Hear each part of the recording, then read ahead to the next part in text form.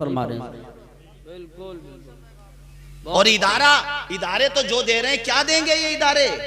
हजरत इदारे तो अपना रूल अदा कर ही रहे हैं। भाई मौलाना लोग मौलाना ही तो बनाएंगे। जो एडवोकेट बन रहे हैं उनकी जिम्मेदारी है कि वो बच्चों को लॉयर बनाएं, उनकी सहायता करें, उनकी सपोर्ट करें।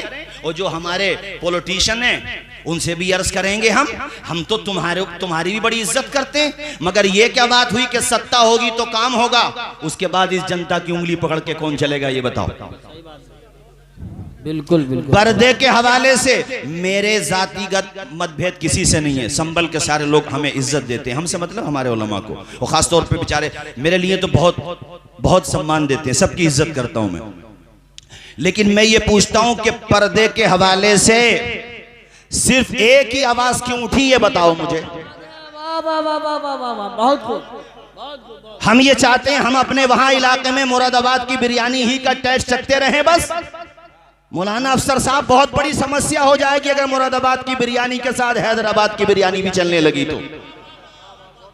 इसलिए हम ये चाहते हैं आवाज उठाओ, संवैधानिक दायरे में जो आपको कॉन्स्टिट्यूशन ने हक दिया है उस आधार पर अपनी आवाज उठाओ और कम से कम प्रेशराइज तो करो सिस्टम के तहत। इसलिए कि ये मामला मुस्लिम पर्सनल लॉ का मामला है, ये मामला मेरी बेटियों के पर्दे का मामला है। जब मेरी हिंदू बहन तिलक लगा करके स्कूल में जा सकती है तो हमारी मुस्लिम बहन हिजाब लगा के क्यों नहीं जा सकती है? इस सवाल का जवाब दो। जब मेरा सिख भाई पगड़ी पहन के जा सकता है तो मेरी मुस्लिम बहन, अरे लंदन में जो चर्च के स्कूल है, चर्च का स्कूल है, रिलीजियस स्कूल है वो, उस स्कूल में इजाजत है कि मुस्लिम औरत हिजाब के साथ जा सकती है, तो मेरे भारत में मेरी बेटी को इजाजत क्यों नहीं है कि वो हिजाब के साथ जाए? और मैं बताना चाहता हूं अपने हिंदू भाइयों को भी कि तुम किन हाथों में खेल रहे हो। अरे अपने वेद पढ़ो, अपने ग्रंथ पढ़ो, अपनी किताबें पढ़ो। क्या तुमने अपनी धार्मिक किताबों में नहीं पढ़ा है कि जिसे हम पर्दा कहते हैं उसे तुम घूंघट कहते हो? और जिस तरह से हमारी मजहबी किताबों में पर्दे का तस्वुर है, तुम्हारे वेदों में, तुम्हारे ग्रंथों में पर्दे का तस्वुर मौजूद है, मगर न जाने तुम किन हाथों में चले गए। आओ पलट के आ जाओ, हमसे दोस्ती करो, हम तुम्हारे दुश्मन नहीं हैं, हम तुम्हारे दोस्त हैं, हमसे प्यार करो। ये रिश्ता मोहब्बत कुछ इस तरह निभाओ, कुछ हम कदम बढ़ाएं, कुछ तुम कदम बढ़ाओ। नारे तकबीर, नारे रिसालत, नारे गौसियत, मसलके आला हजरत, फैजाने आला हजरत हज़रत अल्लामा अलहाज तौसीफ रज़ा साहिबुल असम्बली अज़मते मुस्तफ़ा कॉन्फ्रेंस। ये मेरे पास किताब है डॉक्टर मोहम्मद अहमद नईमी साहब, और उन्होंने हिंदू धर्म के हवाले से भी बड़ी नॉलेज फराहम की है। मैं रिक्वेस्ट करूंगा अपने उलमा से भी, लॉयर हजरात से भी, और जो तालीम याफ्ता मिले थे, अभी हम रूम में बैठे तो कई बच्चे माशाल्लाह मिले, कई पत्रकार भी मिले, मुझे बड़ी खुशी हुई। तो उनसे भी अपील करूंगा कि वो इस किताब को, हिंदी में भी ट्रांसलेशन हो चुका है, इसका इंग्लिश में भी हो रहा है, आप खरीदें और पढ़ें और हिंदू भाइयों को बताएं कि सनातन धर्म क्या है। आओ करीब में आओ। हमने जो आयत पढ़ी है ना, उसमें अल्लाह फरमाता है, इससे पहली वाली आयत में सूरह नूर में अल्लाह ने फरमाया, मोमिनो अपनी निगाहों को नीचे रखो। पत्रकार ने एक मरतबा पूछा हमारे एक इंटेलेक्चुअल से कि तुम लोग सिर्फ औरतों को कहते हो कि निगाहें नीची रखो? तो उन्होंने जवाब दिया, तुम जब अधूरी नॉलेज रखोगे ना तो यही हाल होगा। सिर्फ औरतों के लिए तो बाद में है वो आयत, उससे पहले क्या है? वकुल्लिल मुमिनाति यग़ुद्दुना मिन अबसारिहिन्ना, ये बाद में है। इससे पहले वाली जो आयत है, वकुल्लिल मुमिनीना यग़ुद्दू मिन अबसारिहिम, महबूब फरमाइए अपने मुसलमानों से कि वो अपनी निगाहों को नीचा रखें। यानी सिर्फ मर्द, औरतों से नहीं है, मर्दों से भी है। और ये कहते हैं औरतों को कैद रखा जाता है। अरे मैं किस तरह से समझाऊं? हिस्ट्री पढ़ो, गोदी मीडिया वालों, हिस्ट्री पढ़ो। दुनिया में औरत को दासी बना के रखा जाता था, बेटियों को जिंदा जमीन में गाड़ दिया जाता था। हिस्ट्री पढ़ के देखिए साहब, हिस्ट्री वो नहीं है जो जद्दाली मीडिया दिखा रहा है, हिस्ट्री वो नहीं है जो इजराइल की प्रेस दिखाए। हिस्ट्री पढ़ना सीखो, हिस्ट्री पढ़ा करो और मैंने तकरीरों में कहा, भारतीय मुसलमानों तुम भी नेट पे गंदगियां तो देखते हो, फिल्में तो देखते हो, अरे अपने भारत में डॉक्टर राम पुनियानी जी को ही सुन लिया करो, जिन्होंने बताया है कि भारत को सोने की चिड़िया किसने बनाया था। नारे तकबीर, नारे रिसालत, नारे गौसियत, मसलके आला हजरत, जश्न दस्तारबंदी। एक नजर इधर भी देख लिए, इतने बच्चे इस मदरसे से फारिग हो रहे हैं माशाल्लाह। एक नजर देख के फिर मौलाना तौसीफ साहब की स्वामी लक्ष्मी जी हैं, स्वामी लक्ष्मी। अच्छा, अभी पर्दे का मैटर चल रहा था तो एक शंकराचार्य का बयान बहुत वायरल हुआ, उन्होंने भी बहुत लॉजिकल बातें कही। सुनो भाई, मैं जरा चंद बातें आपसे अर्ज करूं। रामायण और महाभारत से भी यही पता चलता है कि उस दौर में भी पर्दे का दस्तूर था। सीता जी को जब पालकी से उतार कर उनको ले जाने लगे रामचंद्र जी के पास, तो सीता जी चूंकि जब वो उनको पालकी से उतारा गया तो अदम तवज्जोही में थोड़ी देर के लिए पर्दा हट गया, तो उस वक्त देखिए सीता जी के अंदर कितनी शर्म और हया थी। कहते हैं कि वो शर्मा गई और वो हया महसूस करने लगी और उन्होंने कहा मुझे कोई देखे नहीं। यानी आप देखिए कि उधर कहा जा रहा है कुरान में कि तुम अपनी निगाहों को नीचा रखो, और इसी तरह से मैं हवाले दूंगा तो बहुत वक्त हो जाएगा, चूंकि बस मैं आपको चंद किताबों के नाम बता दूं। देखो ऋग्वेद में भी यही है, और इसी तरह मेरे भाइयों रामायण में, महाभारत में। और मैं आपको बताता चलूं, एक मर्तबा क्या हुआ कि लक्ष्मण से बात करने के लिए भेजा, किसी औरत को भेजा, तो लक्ष्मण जी ने अपना मुंह फेर लिया औरत से और सर झुका लिया, यानी देखा नहीं, इतना सम्मान दिया। तो औरतों को तो सनातन धर्म में सम्मान दिया जाता है, आखिर ये सिस्टम क्या चाहता है? क्या बताओ, आज भी हिंदू समाज में औरतें पर्दे के साथ निकलती हैं कि नहीं निकलती हैं? बोलो। अरे जो नहीं निकलता वो राइट टू चॉइस है, वो जाने।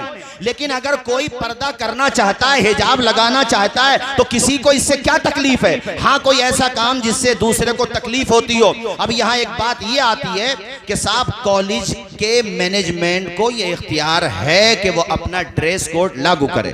ड्रेस कोड की मुखालफत नहीं की थी उन बच्चियों ने जो हाई कोर्ट गई थी, नहीं, वो सिर्फ इतना कह रही थी कि हम ड्रेस कोड पहनेंगे मगर हिजाब की अनुमति दो। इसका सल्यूशन उम्मीद करते हैं कि सुप्रीम कोर्ट से ये निकल जाए, और बहुत अदब के साथ कहते हैं सुप्रीम कोर्ट से कि इसका एक हल ये भी हो सकता है, जिस कलर का ड्रेस हो उसी कलर का हिजाब दे दो। वाह वाह वाह वाह वाह वाह, बहुत माशाल्लाह, बहुत अच्छा भाई कारी नासिर साहब, मौलाना अफसर साहब, हल तो ये भी निकल सकता है।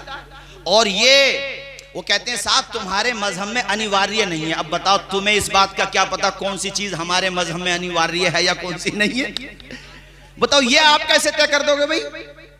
मजहब में वो कहते हैं कुरान में नहीं है। कुरान तुम पढ़ो, सूरे नूर पढ़ो, सूरे नूर की आयत देखो जो मैंने पढ़ी है। इसी तरीके से सूरे अहज़ाब की आयत देखो 22वें पारे में, कुल्ली अज़वाजी का व बनाती का व निसाइल मुमिनीना युदनीना अलैहिन्ना मिन जलाबीबिहिन्ना। ऐ महबूब फरमाओ अपनी बीवियों से और अपनी बेटियों से। हुजूर कुरान शरीफ में बेटियों कहा गया, इससे उनकी भी जबान बंद हो जाना चाहिए जो कहते हैं हुजूर की सिर्फ एक बेटी थी। नहीं, हुजूर की 4 बेटियां हैं। एक का नाम ज़ैनब, उनसे छोटी का नाम रुकैया, उनसे छोटी का नाम उम्मे कुलसूम, और जिनसे मेरे हुजूर का नसब चला हजरत फातिमा ज़हरा। सुभान अल्लाह। अल्लाह कहता है ऐ महबूब कहो अपनी बीवियों से, बेटियों से और मुसलमानों की औरतों से कि वो चादर डाल लिया करें, ताकि ये तारुफ हो, पहचान हो कि ये कौन औरतें हैं। कुरान कह रहा। अच्छा, इस्लाम के हवाले से मैं बता दूं, उसूल फिक़ह की किताबों में उसूल शाशी आप देखेंगे तो पहले ही सफ़े पे ये चीज़ मिल जाती है कि 4 बुनियादें, कुरान, हदीस, इजमाए उम्मत और क़यास, वो तीनों गायब कर दिए। हम तो ये मानते हैं कि पैरवी सही से नहीं हुई। अब हमारी दिली ख्वाहिश ये है, दिली ख्वाहिश बता दूं क्या है? बोलो, बता दूं। अरे हम लोगों ने हालात की वजह से किसे वोट किया नहीं किया वो एक अलग मैटर है, लेकिन अब हम ये चाहते हैं कि सुप्रीम कोर्ट के अंदर एज ए एडवोकेट ये केस उवैसी साहब देखें।